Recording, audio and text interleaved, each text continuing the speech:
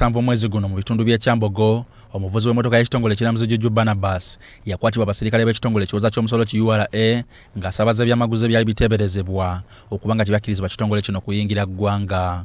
Kigambibwa nti mu mmotoka y'ekitongole ekiramuzi namba UG noti 793J yali asabalizamu ebyamaguzi okuli switi, omuceere ne obit nga bibalirwamu ensimbi essuka mu bukadde 4 kyokka nga bino byali tebikkiriziddwa ekitongole ekiwoza ky'omusolo. Ono yaggulwako emisango era n'asindikibwa ku alimanda kyokka olwaleero akomezeddwa mu kkooti ewozesa abalyake n'abakenenuza Kololo okuwulira okusaba kw'okweyimirira we kutuuse.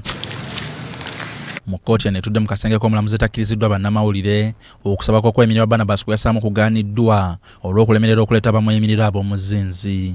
Kitegeerekese nti ono yaleeta bamweyimirira babiri okuli ne mwannyina kyokka ng'ono yakozesa kkaadi y'omulimu eyali yaggwako mu Novemba w'omwaka oguwedde.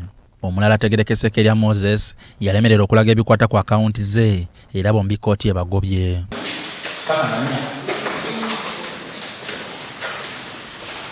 Omulamuzi amusabye okuleeta bamweyimirira abalina ebisaanyizo ebyetaagisa era omusango n'agwongezayo okutuusa ng'ennaku z'omwezi 4 omwezi ogujja. Sulaiman Sebuggwawo, BBS Terefayina, Gambuuze.